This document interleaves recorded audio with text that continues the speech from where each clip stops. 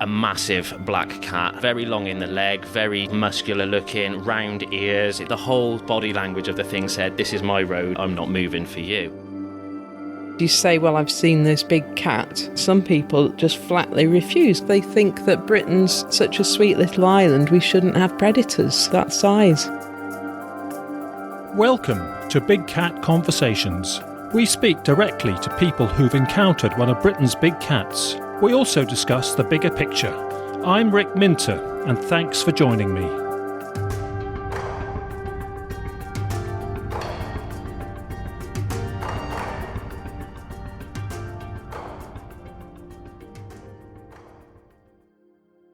Hello, and welcome to episode 29 of Big Cat Conversations. We're coming to you in late July 2020. Good to be back with you, and I hope everyone is doing okay. A feature of the last 2 weeks' reports to me has been a couple of descriptions of some oddball-looking large cats which really don't fit what we're used to. We're going to record interviews with those witnesses for a future show, and it'll be called something like The Misfits. And that will be a note to me especially that not all of the sightings fit the standard 3 suspects of black panthers, tan-coloured pumas and the lynx. If anyone else listening has encountered an oddball large cat, we could fit you on that episode if you'd like. In this show, we're going to hear of 2 very different encounters from Devon, separated by almost 30 years. First, we're going to speak with John, who has a small holding in North Devon. He'll be talking about a sighting he had in late June 2020, about a month before this episode comes out. In the second, longer part of the show, we'll hear about a nighttime confrontation that our guest Dan Baines had in South Dartmoor in the south of Devon. Dan has other interests relevant to our subject of big cats, including folklore, so we'll have a slightly wider discussion with him after hearing about his main encounter. Righto, we're starting now with North Devon in late June. John had a sighting unexpectedly, and we're very grateful that John can join us at short notice to talk us through that event because, as you'll hear, it's a very distinctive type of cat that he witnessed, and I think he realised that as it was happening. So thanks for coming on the show, John. Hi, Rick. Nice to speak to you. Well, take us through what happened, John. Okay, a couple of weeks ago, 9 o'clock in the morning, I was at my field just popping off a few rats that had been eating the corn, turned around, and at the top corner of my field entered a very, very large blackish animal. Immediately, I just was gobsmacked. What the hell is this? The size of it was something I haven't experienced before. It came into the field through a very thick hedge, probably about 6 foot wide, the hedge, 6 foot thick. I suppose I had a visual contact with it for 10 seconds with no sort of interruptions in the sight of it. It came in at the top of the field and progressed down adjacent to the fence to the bottom of the field and disappeared out of sight into woodland. Yeah, the colour was mainly black, but there was something else about the coloration, and you were seeing this side on pretty much, John, weren't you? Yeah, I saw it from its right-hand side, and I guess I would have been about 60 metres away. So I was pretty close to the animal. I don't know if it was aware of me. It certainly didn't seem spooked in any way. It didn't seem in a hurry. It wasn't on a gallop. It was on what I would call a canter. But the way it carried itself, immediately when I saw the animal, your mind goes into a process mode. Right, what is it? What isn't it? Immediately I knew it was a cat of some description. Mm-hmm. So I began to eliminate what it wasn't. In my field, I've had foxes, dogs, roe deer, and the grass in my field at the time the animal came in would have been about 12 inches high, give or take. This animal towered over that. Absolutely towered over it. I would say probably almost 2/3 of its body was above the grass. Yeah. Scale compared to a dog? Oh, I would say in mass, probably double a Labrador. So anyway, I'm beginning to think, right, I'm not seeing things. I know what it is of some description. It's a cat of some description. I had no idea what it was. So I started with the obvious thing that stuck out was its front shoulder muscle. It was huge. It was just enormous. It was like the weightlifter of cats. That front muscle was the one thing that really stuck out. The way it carried itself, the way it cantered down over the hill, it wasn't dog-like. So I knew it wasn't a dog. I knew it wasn't a roe deer because it just didn't look like a roe deer. It had a very, very large head. I didn't pick out any ears. There was just, a mass of head. A very long, sleek animal. But unfortunately, I didn't clock its tail. And I don't know why I didn't clock its tail, because I looked for a little white bum of a roe deer, and it just wasn't there. But, the shape of a roe deer, it just wasn't nothing like it. Like I said, you begin to process these things, not so much what it is, but what it isn't. And you certainly don't expect to see an animal of that nature in North Devon. Yeah. And it was doubly weird, presumably for you, because you very quickly appreciated that it was a cat, but you presumably appreciated that the coloration was pretty different from what most people would see. Can you tell us about the coloration? This one predominantly was dark, as in like a wishy-washy black, but from its hind legs towards its belly and front legs, it had patches of either white or cream. And I couldn't tell you, whether it was white or cream. It was just a much obvious lighter colour than the rest of it. And I suppose percentage-wise, 10% of discoloration throughout the side of its body. That is very, very interesting and significant. Obviously, I couldn't believe what I saw, and over the next few days, I was very, very careful of who I told.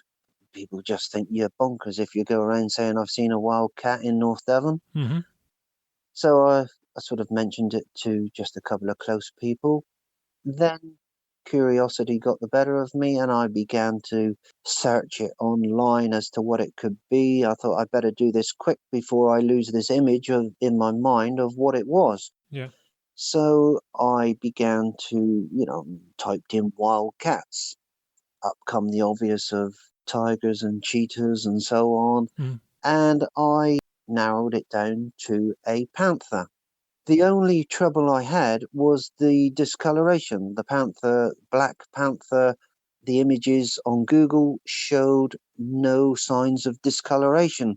Yeah. But if you can take away that discoloration, that's what I saw. That was the animal I saw. Yeah, yeah. Did you straight away think, when you saw it, it was discoloration and imperfection and possible a sign of inbreeding? Or did you just think, that's weird, I'll just see if there's a replica one of those on the internet, or maybe several like that? It's not an unusual, oddity, quirky one.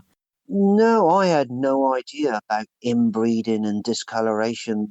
Hence why I rang Exmoor Zoo and they put me on to you, and you informed me about that's the reason why, because of inbreeding. No, before I contacted you, I thought, well, what is this animal? Because there are several images online of this animal, but none of what I saw. I had the outline, I had the muscle, I had the head, but I didn't have the discoloration in the fur.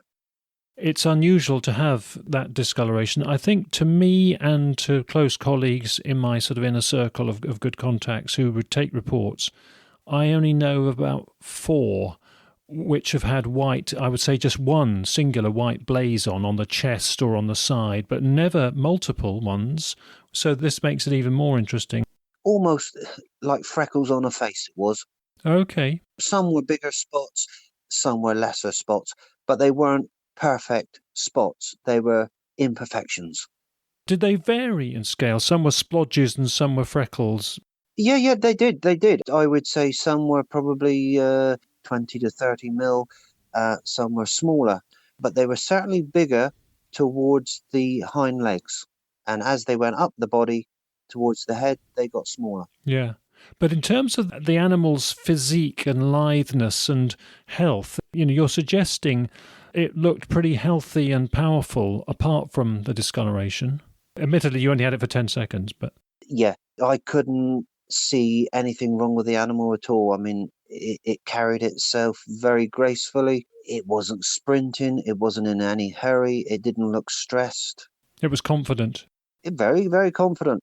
Yeah, I would say from what little I know about these things, in the best of health. Yeah. Do you think it knew where it was going? Do you think it had indicated that it knew that route and had been that route before? It was certainly carried itself very confidently. But it sort of knew where it was going, didn't it? Well, it didn't hesitate. It didn't look around. It didn't sort of stop halfway and wonder where it was going. It didn't acknowledge me. However, I was so gobsmacked, I was probably stuck to the spot.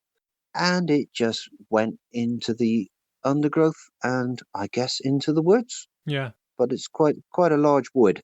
So whether it's been that way before, I don't know.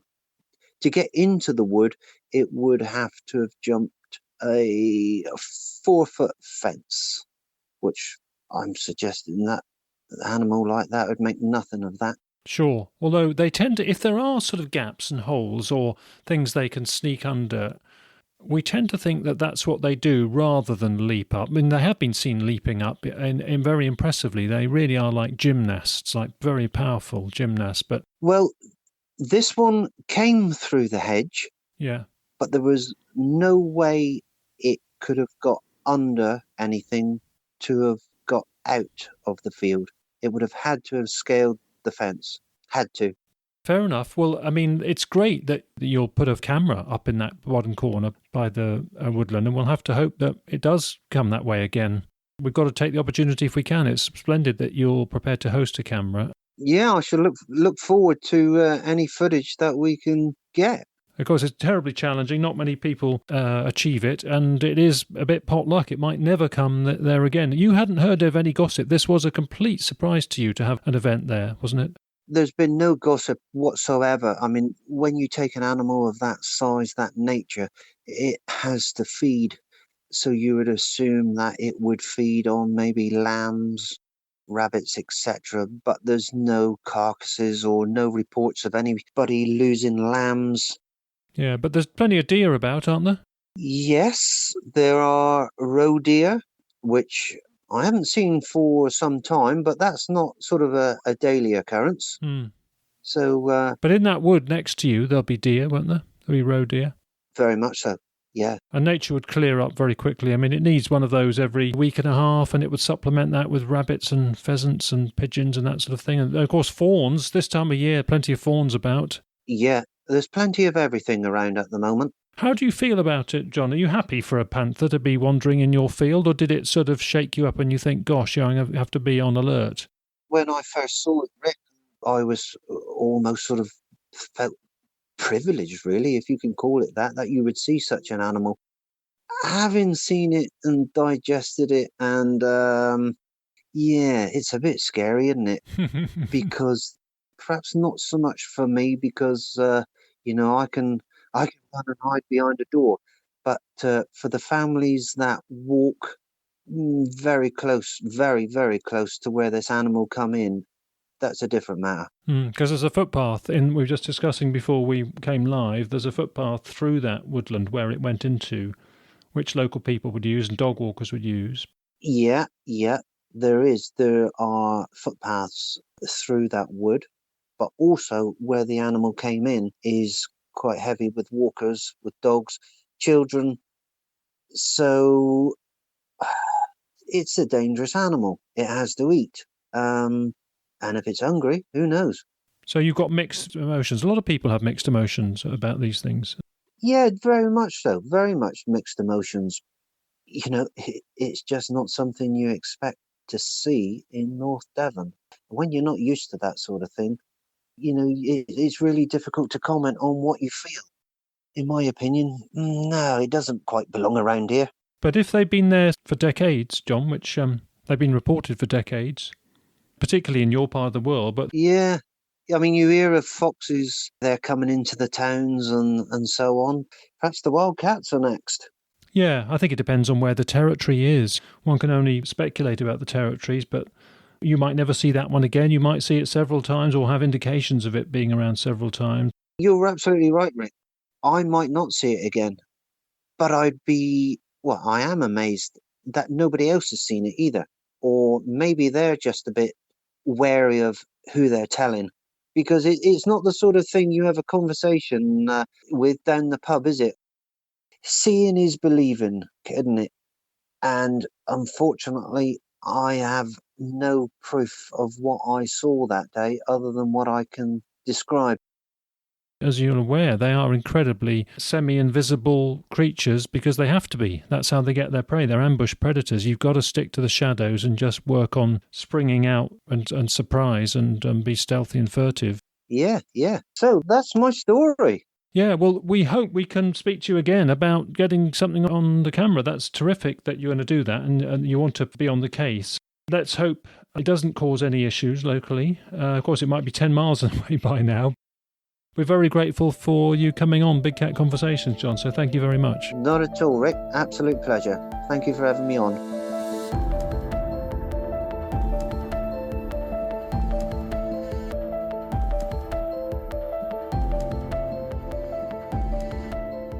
Just to update you on the latest situation with John in late July, around a month since he had the sighting.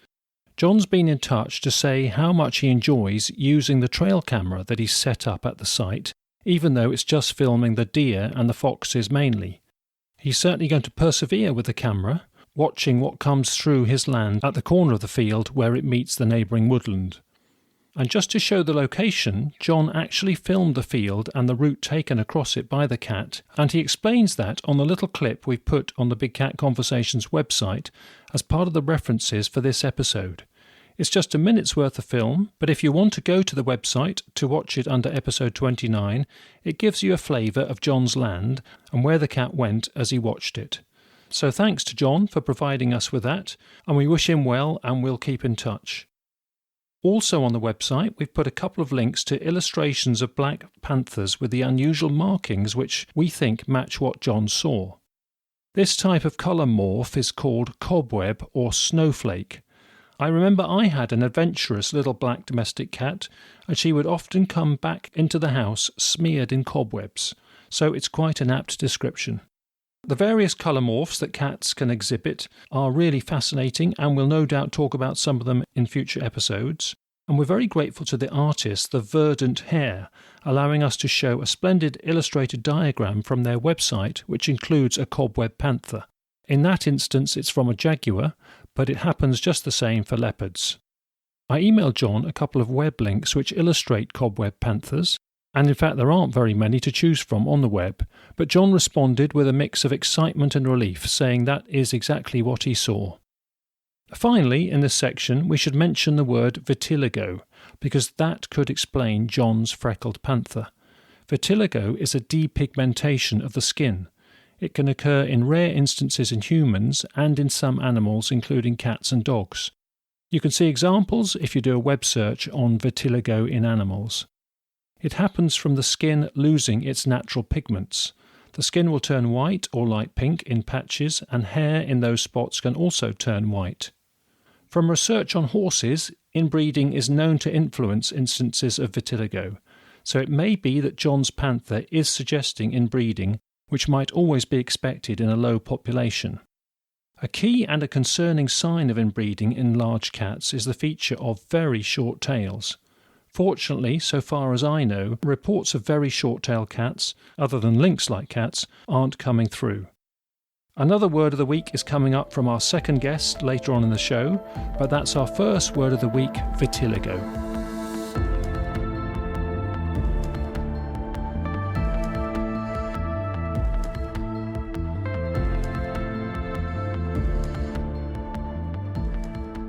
For our next guest, we have Dan Baines, and Dan is based in Kent at the moment. We're going to be hearing about an encounter from Dan of a big black cat on Dartmoor way back in 1992.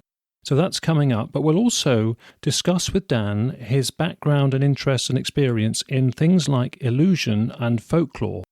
Dan is also a podcaster, and we'll hear about that. So, Dan, thank you very much for joining us. Welcome to the show. Great, thank you for having me, Rick. Okay, well, first of all, I think we may as well start with the main event, Dan. So you were in, was it the Marines in the Navy back in 1992? Yes. On a mission on Dartmoor. Please tell us all about it. Yep, sure. Well, it was part of my basic training when I was at HMS Raleigh, and it would have been towards late August. Part of your training is you go on to Dartmoor for a few days and you do a long distance team walk where you have to get from particular point to point and then get to an RV point within a certain time frame. I was the team leader, and I say it was 28 years ago now. The memory and the experience is still very fresh in my mind. After a day on Dartmoor and just going around learning how to navigate, we went back to a place called Gutter Tor Refuge, which is on Dartmoor, and it's actually still there. It's owned by the Royal Navy, and I believe you can actually hire it out now if you wanted to. It's a tour, obviously, but it's wooded as well. So it's like a copse of woods on top of a hill, and it's got a little barn that the staff would sleep in. As we were all trainees, we were all camping out on the ground. And what we were doing is we were taking turns in doing a watch duty. So every hour someone would be woken up from the tent and they would go out and then basically stand on the gate at Gutter Tor and guard it as if we're guarding some form of installation, just getting in training for obviously when we go into the big Navy. It was my turn to be on duty, and it was about 2:00 in the morning, and my friend came and woke me from my pretty bad sleep. I hadn't been to sleep very long, and he shook me, got me out of my bed. I walked towards the gate where I was going to spend the next hour on watch, and I had actually forgotten my torch as well. I just didn't have the time to go back either. Bearing in mind we're in basic training, so any sort of errors you make, you try and dust them over so no one notices. I didn't want to say, I'd forgotten my torch, so I'd go back. So I'd just got told off and probably been disciplined for it. So I thought, okay, well, I can manage without my torch. So I went to the main gate at Gutter Tor, and I did a handover with my fellow shipmate. And he said, I said, what's happening? And he goes, nothing much, just the odd car. And there's a car park just down the road. Nothing out of the ordinary. It was just a very pleasant summer evening. And I remember it being very light as well. Do you know, sometimes when you're out, you can be out in the middle of nowhere where there is no light pollution, but just because of how clear the sky is and the stars, and once your eyes get adjusted to the night, it just seemed very bright. It was almost like a bluish haze. And he went off to bed, and I just stood there, and it was deathly quiet. Obviously, all the staff were asleep. All the lads were in their tents, and it was just me. I stood there and I was just looking out over the moors, and I got a very strange feeling that I was not alone, or I was being watched. And I thought I was just spooking myself because I was in the dark, no torch, in the middle of Dartmoor, 2:30 in the morning. But I did get a very distinct impression that there was something not right about where I was and what was happening. It would have been probably about between 4 and 5 feet away. I heard a rustle in the bushes, and then I heard the most distinctive, loud sort of growl from a cat. The only time I've ever heard it before is when I was at a zoo as a child. I'm pretty terrible at impressions, but it was a kind of, but like really deep at the end, which kind of gave the impression it was a big creature. And I'd say it was probably about 5 feet away from me in the tree line. The entrance to Gutter Tor is actually 2 sort of parallel lines of trees with a driveway that goes down. And it's quite close and claustrophobic. The path isn't very wide, nowhere really for me to go. I looked towards where this sound had come from, and I couldn't see anything at all. It was in the bushes, and it's evergreen trees. So, when you get a lot of evergreen trees together, even in daylight, they tend to be very dark. It casts a lot of shadow. And I kind of backed away a little bit, and I heard it again, this really deep, very guttural. It was directed at you, this noise, was it? Yeah, definitely. It was definitely direct. I was the only one there anyway. And I kind of thought, well, I'm going to stand my ground. At first, I thought it might have been the lads setting me up, with a joke. But then I thought, we're not really in that environment where we're going to be doing things like that. Some of our teachers were Royal Marines, which you tend not to mess around with when you have them as staff who are training you with sort of, obviously full respect. We kind of leave them alone, and everyone was on the best behavior. So, but this really loud guttural cat sound came from the bush.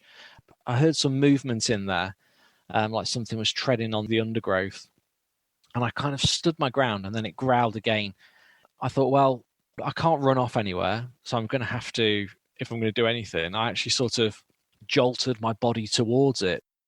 At the time, I so long ago, it's 28 years ago, and I can't remember if I was given a nightstick or an SA-80 rifle with no magazine or rounds. I can't remember, because when we go on these training exercises, there's nothing worse than a sailor with a loaded gun. So they tend to give us baseball bats or disarmed SA-80 rifles. But the weapon I had, I actually jolted towards the bush as if I was kind of threatening it. So I went towards it. It didn't do anything, but then there was a rustle all the way along the tree line. It went sort of past me, and it went all the way up to the gate at the top, which was probably about 25 meters away. And then I saw a large black shadow jump over the wall, which was at the top of the gate entrance to Gutter Tor. And this large shadow went over very gently and stealth-like. I could hear it actually pad along, and then the sort of jump as it left the ground over the wall.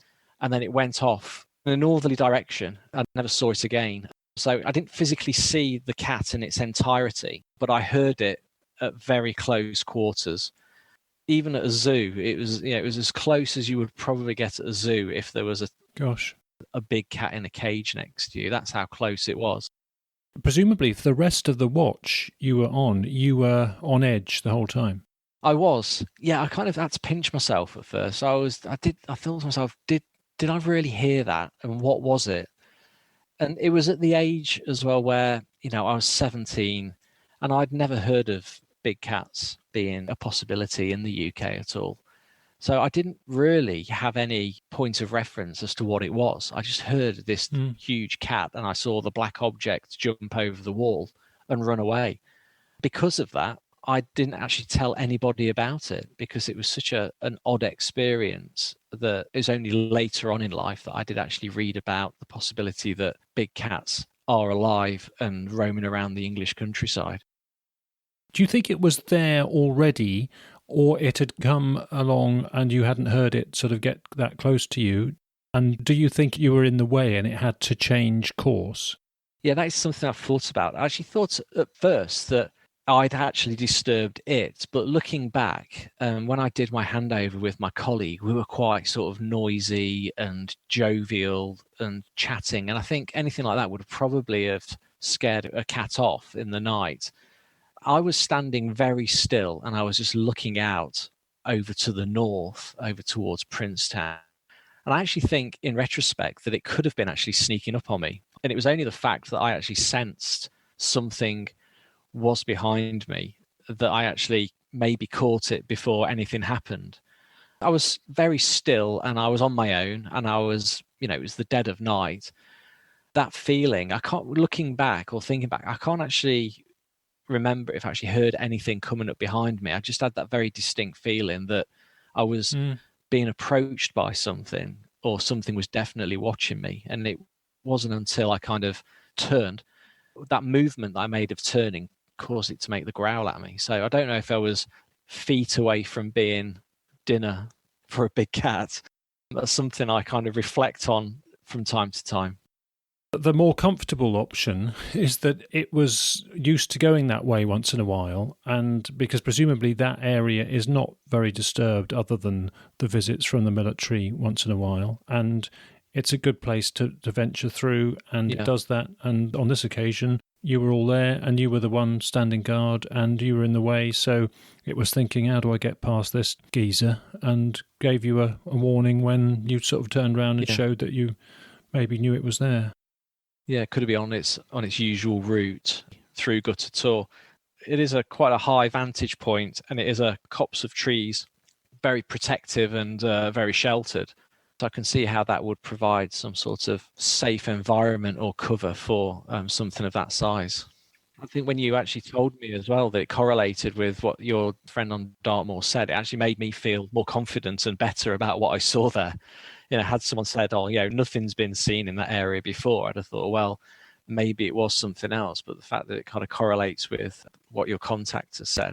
Yeah, I mean, South Dartmoor's a big area, but of course, any big cats there do have territories which are pretty extensive. Do you feel that the noise was the crucial factor, the vocalisation, the sound it made was the key thing which made you go for cat? Had it not made a noise and you heard the padding and saw the black velvet shape jump the wall, do you think you might have been guessing what it was, or do you feel you would have had, from that image, even though it was dark and imperfect, you would have thought that has to be a cat? I think had I not heard it, with my kind of imagination and love for all things spooky and paranormal, I would have probably put it down to a more supernatural experience of seeing something almost ghost-like. But the fact that it did make that noise, it just confirmed to me that it was a cat of considerable size.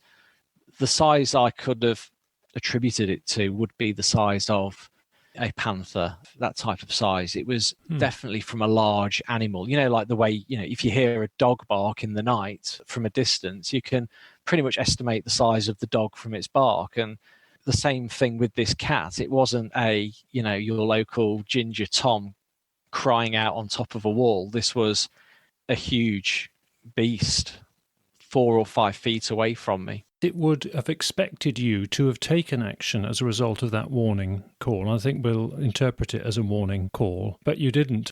It would have expected you to avoid any confrontation, so it probably was surprised that it had to take avoiding action because you weren't budging. Yeah, I feel like there was a bit of a standoff going there at one point. In my mind, the standoff seemed to have lasted for a very long time, but it probably only lasted in the region of 20 or 30 seconds. There was definitely a standoff there, and there was definitely a kind of, well, I've got to hold my ground, because if I don't, I'm going to possibly fail my basic training, which I wasn't prepared to do at that point.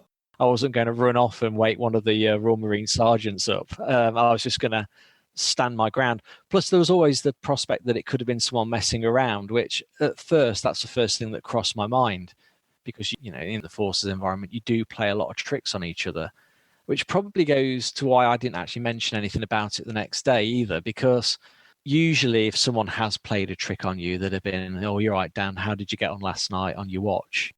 There would have been prompting you for a response as to what happened, but there was nothing at all the next day. No one mentioned anything.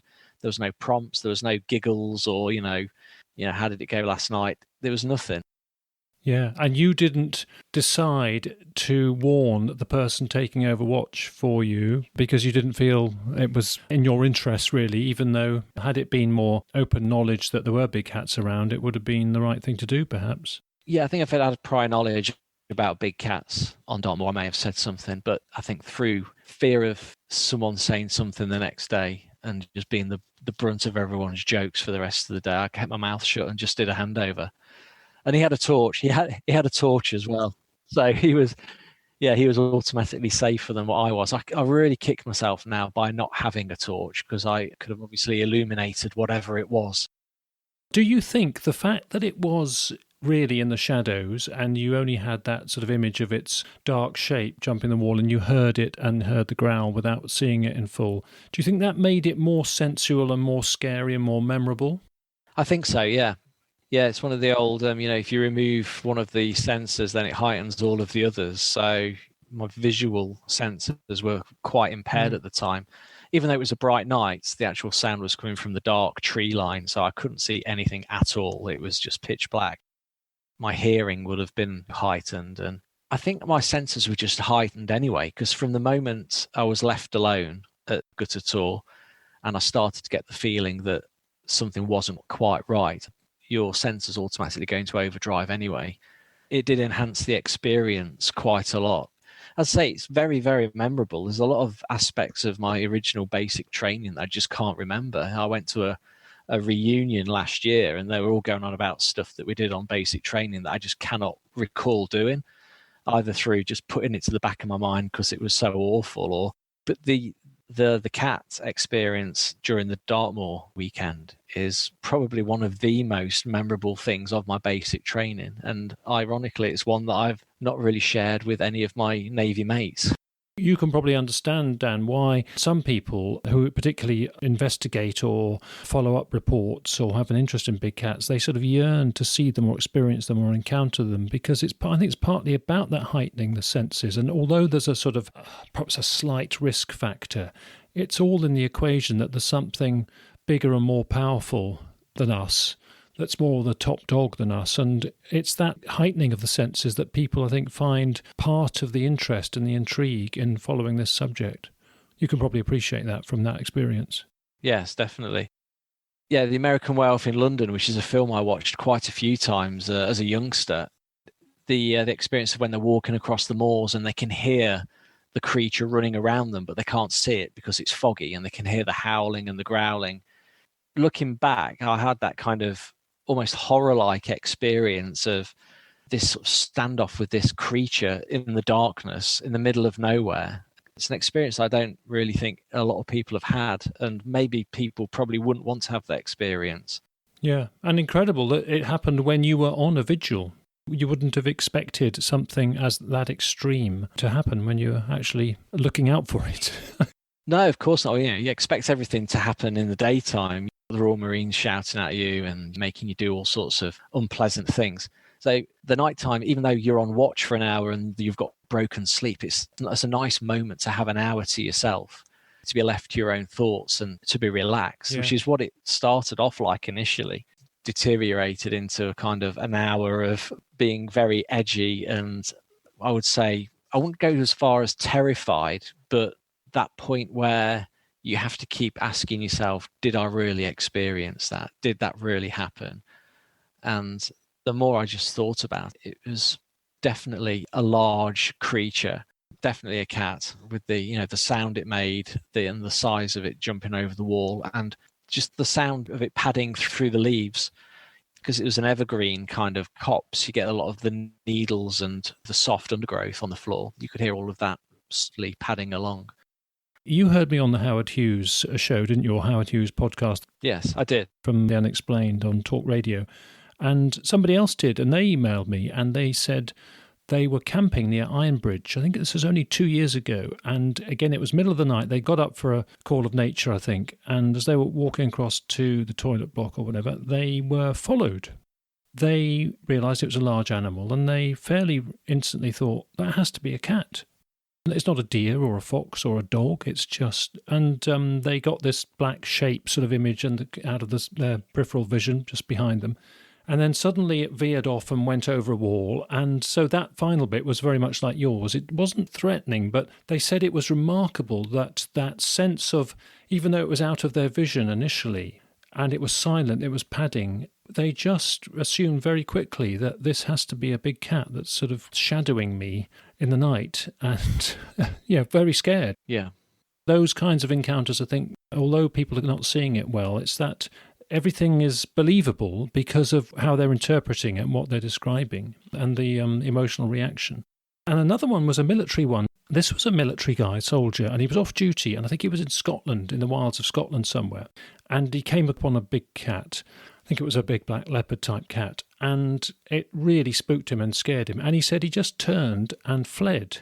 And he said as he did so, he actually started to cry. And it was a sort of involuntary thing. And he said he was scared, but the crying business came about because he felt he'd let himself down, because he was trained to be able to deal with any confrontation situation. And that was driven into him professionally. And here he was in a situation, having a confrontation which he was completely unprepared for and scared about, and just left the scene very rapidly. And the whole experience really got to him very quickly, and he spontaneously just cried about it. But it just shows you can't be trained for everything, even in the military. You can't, no. It's not something you expect. It did totally take me by surprise as well. But I say I was only 17 and I'd not even been trained to do anything properly, really, other than march, run across assault courses and, do lots of press-ups and sit-ups. Yeah, and that's why you're given a replica gun at that time. You're meant to be carrying something representing a gun, but you're not going to use it. Still to this day, I do think, could I have been the first armed forces chap in the UK to have been mauled by a big cat? You let us down, Dan. I'd have had a lot of scars to show you.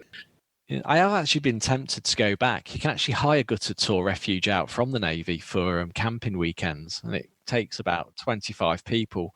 And I did think, should I just get a few of the lads together?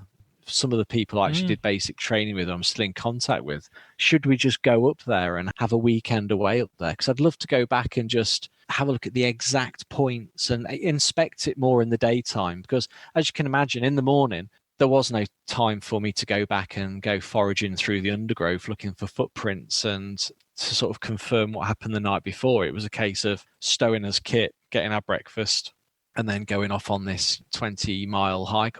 Well, if you do hire it and do that, then let me know. And I know our local chap there will be very keen and to bring a thermal camera at night, which will enhance the experience. And whatever animals are about, you'll be able to see them, see the outline with a thermal camera, for example. So, yeah. Well, can we talk about unconventional sort of things that happen to people when they're in the military? Because, again, being on the Howard Hughes show quite often these days, before I come on or afterwards, quite often UFO reports, and quite often they are from military people. What you get the sense of is that these people, and I think this probably goes with all professions, but perhaps especially the military, clearly have not discussed it much, if at all, during their professional life in the military, because they probably felt it's a career-threatening admission. So they wait till they're retired or left the forces and talk about it informally after that. So that presumably does go on, Dan. You probably have heard of interesting things that people have seen and encountered, and presumably some of them are more credible than others, but I imagine it does go on. It does, yeah. I mean, certainly there is a reluctance amongst the forces. I would say even more so in the British Armed Forces. I listen to the Howard Hughes show quite a lot, and a lot of the ex-military people on there tend to be American. You don't get many UK armed forces or ex-forces divulging many spooky stories or encounters they've had. When you actually are in the forces, there are the odd stories that float around, usually reserved for late night on ship, where you're all sitting around the mess square having a few beers, telling ghost stories, a bit like the scene from Jaws where they're talking about who got the biggest shark bite as the ship's rolling and it's all quiet and you can tell a few stories. When I went to my reunion in Plymouth last year, I told the story that I've just told you about the big cat. And everyone who was actually at the reunion with me were actually there at the time as well. Because I told that story, one of my friends actually felt then he could tell me a story about when he saw, as a gunner up in Norway, he actually saw what he thought was the UFO, which was quite an interesting story because he was on the upper deck position at night time. He says it was like -20 out there, and they were only doing 10-minute shifts because it was so cold.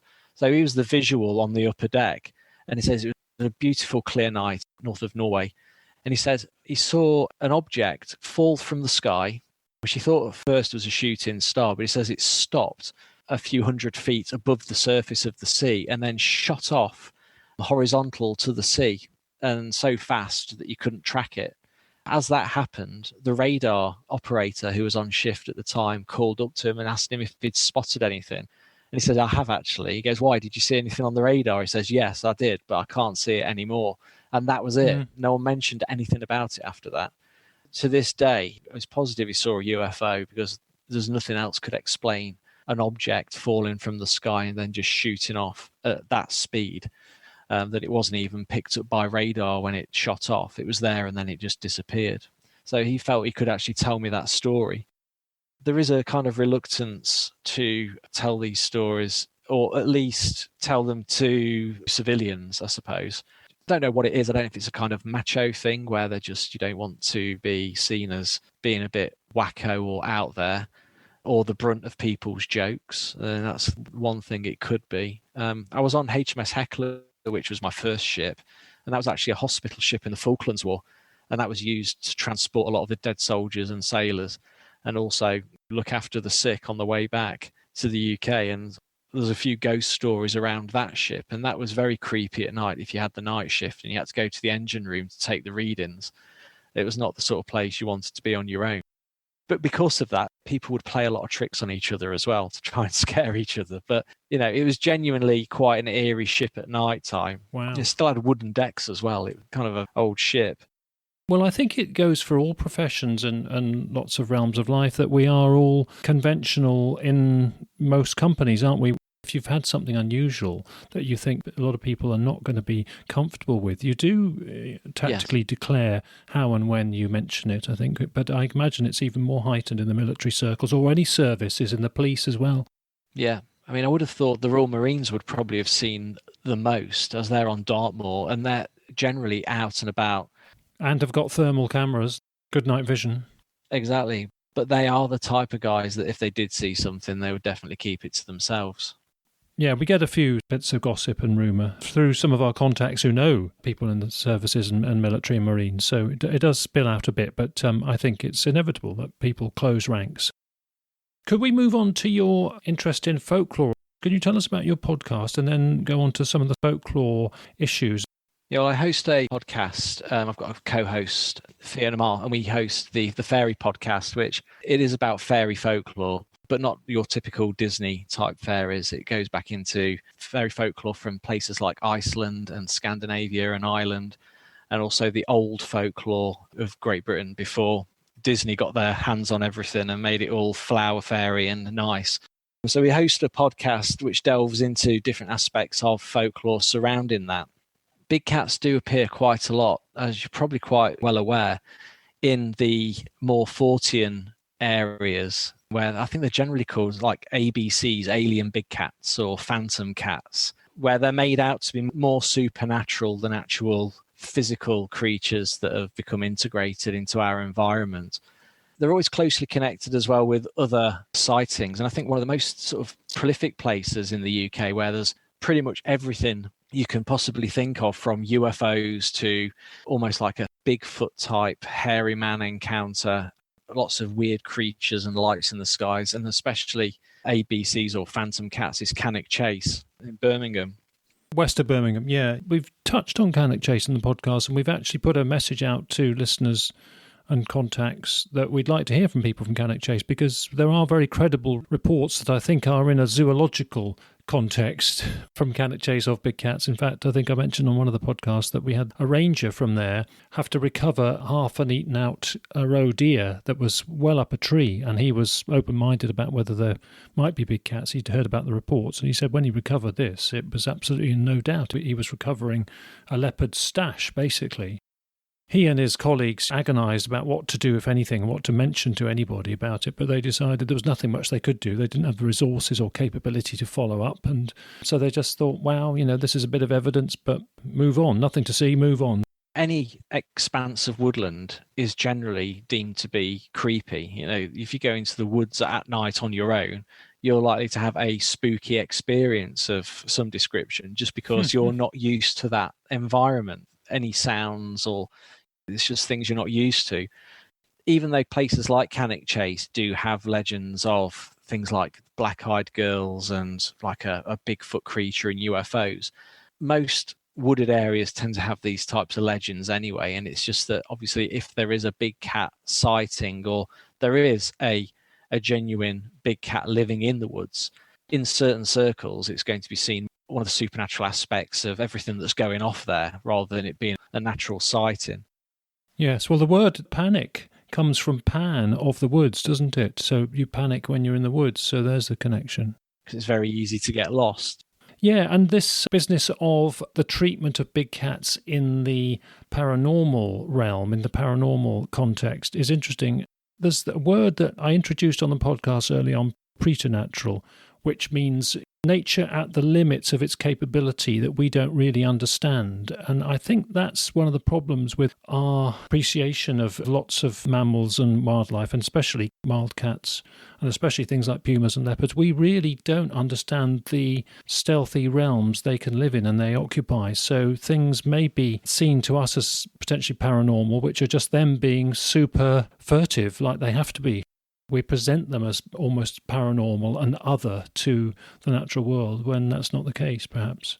Can we get on to your professional experience in illusion? I've been an illusion designer. I kind of fell into it by accident. I just developed an interest in magic, but being a terrible performer, I just started to develop my own ways of doing magic. I come from obviously an intelligence and forensics based background, so I tend to analyze things and look at things from different angles. That's helped me out in illusion and stage design, and that's where I primarily work. So I'm a prop and illusion designer, so I work for stage productions and magic shows, all over the place, really, America, Las Vegas. It's just being able to fool your audience. It is all about being good at deception, I suppose. That's what it boils down to. Do we have to be careful that we don't deceive ourselves within our special interests? Yeah, definitely. I mean, the brain is the best tool of illusion there is. You can see something and your brain can make something completely different out of it, which we've all fallen prey to at some point. When we're looking at images, when I worked in the audio and video forensic field, I used to analyze a lot of video footage and audio footage. It's always good to look at something with a fresh set of eyes. We always used to, if a piece of evidence came in that was video footage or even audio, we would want to look at it and listen to it before anyone else told us what they thought was on there, and then ask afterwards what they thought was happening or what they thought was being said or what was happening in the background. Obviously, your expectation clouds your perception. It's great to hear you can be professionally employed to do that all around the world. It's we'll look out for your work. And of course, you've got that on your website. What's your website called, Dan? If you just go to danbaines.com or just Google Dan Baines, it'll come up with quite a lot of my work and things I've been involved with in the past. My design is all quite sort of Gothic and Victorian, so it's quite unique and niche. Excellent. Yeah, now we're going to carry on this tantalizing balance between reality and illusion and the human psyche in this word of the week. I've asked you if you'll talk about the word tulpa, Tulpa, because I guess you talk about it or relate to tulpa type things on your podcast. I'll have a go at explaining it, but I would like you to develop it and correct my explanation probably. And as far as I understand it, a tulpa is something which, it can be a person, a being, or something that somebody's interested in to the extent that they imagine it so well that they sort of almost create it and it becomes a reality. And so I think it is relevant to the big cat issue, because some of the skeptics I hear sometimes saying, people crave a big predator in their lives and more wildness in their lives, and so they invent the creature that they're desperate to experience. So that's a tulpa type explanation to me. Is that how you would sort of define tulpa? I would, yeah, that's pretty much it. It's a Tibetan concept of if you think about something long and hard enough, you actually conjure it into being a reality. So it's like a magic formation basically generated by powerful concentration. The thing is with tulpas, what happens supposedly is once you've generated them, initially they're under your control. You can do things with them, but they actually just generate their own personality and will and actually go off and can become quite malevolent. The word tulpa as well is cast about quite a lot in the paranormal community because people can tend to stick it onto anything. Is Bigfoot a tulpa or are grey aliens a tulpa? It's generally to do with modern culture. So like with fairies back in, say, the 1800s, they tended to be, or if you go back even further than that, so sort of 16th, 1700s, fairies tended to be the size of small children, 3 feet high, no wings, generally scruffy looking, gnome-like characters. But as folklore has progressed, they've become smaller and smaller and smaller, and at some point they actually grew wings, which they never had. But people still report seeing them even as they change their appearance. Now, is it the fact that they are tulpas that have been just generated through how modern culture portrays the actual thing to look? So everyone knows what it should look like. Therefore, if everyone thinks it hard enough, then it actually puts these creatures into physical form for a certain period of time. It would explain a lot of things, especially with the Bigfoot phenomenon, how something like Bigfoot is able to avoid detection and can almost disappear at will. 1 minute it's there, next minute it's not. Is it because it's a dimensional being? Is it because it is purely a thought form that's generated and is there 1 minute and gone the next?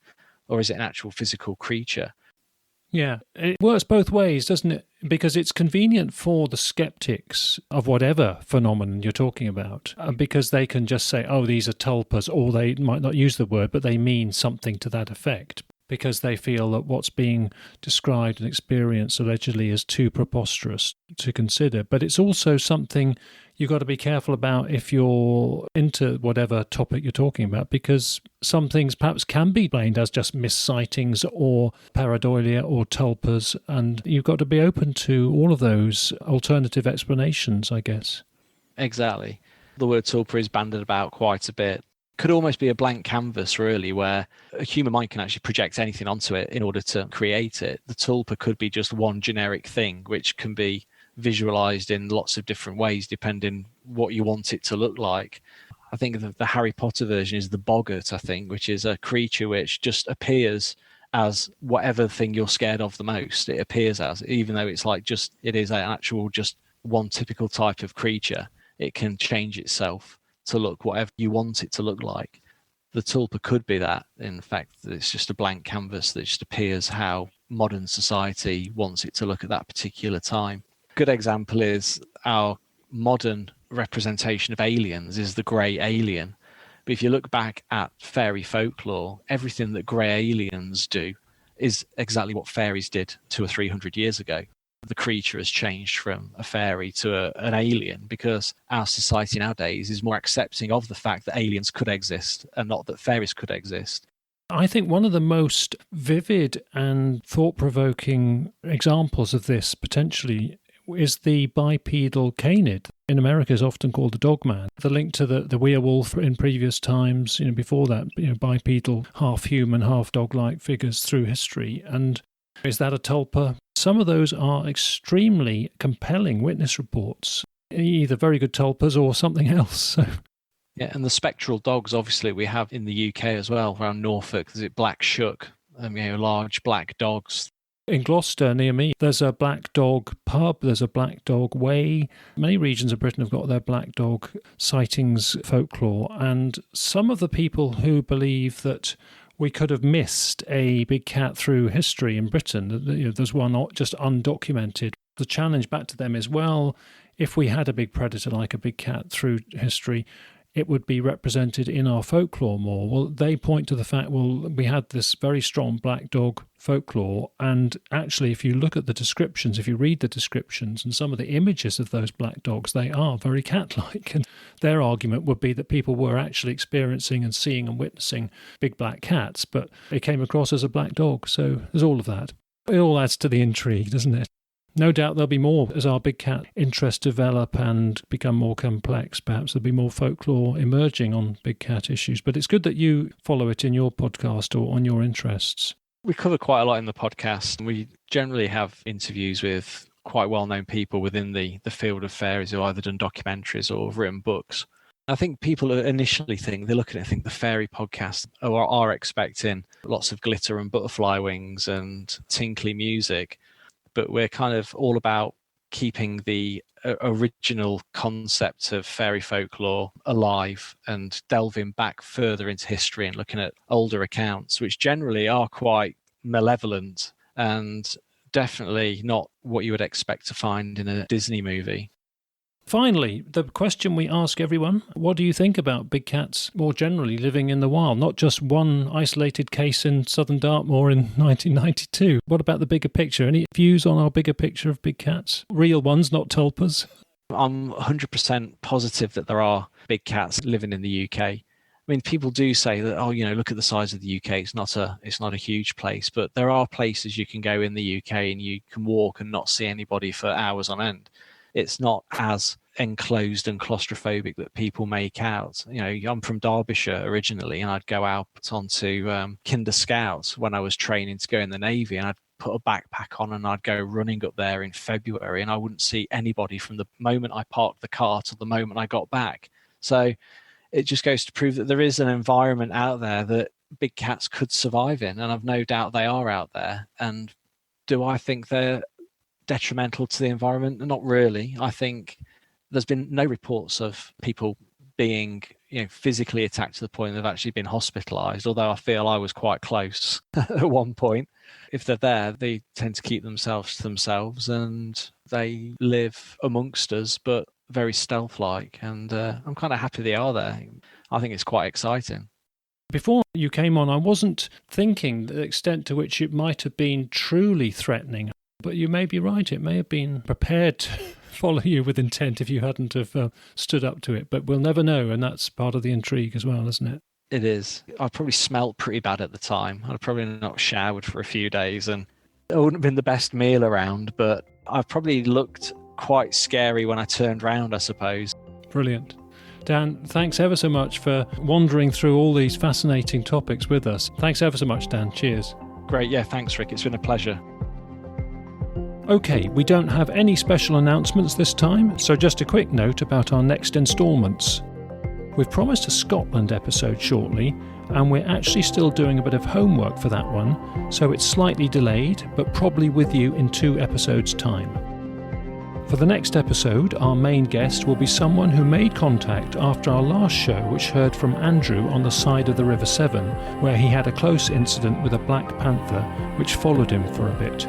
For this next show, we've another similar but more intense case of our guest and his dog being stalked by a large cat. We'll hear about that and discuss all the issues it raises. Also in preparation is an episode about the past major spells of big cat activity in the Bodmin Moor area and the Exmoor areas, and we'll hear from people who are centrally involved in events to get their reflections on it all now. Righto, time to sign off for this show. Thanks again to our guests, and thank you everyone for listening in. Till next time, take care and all the best.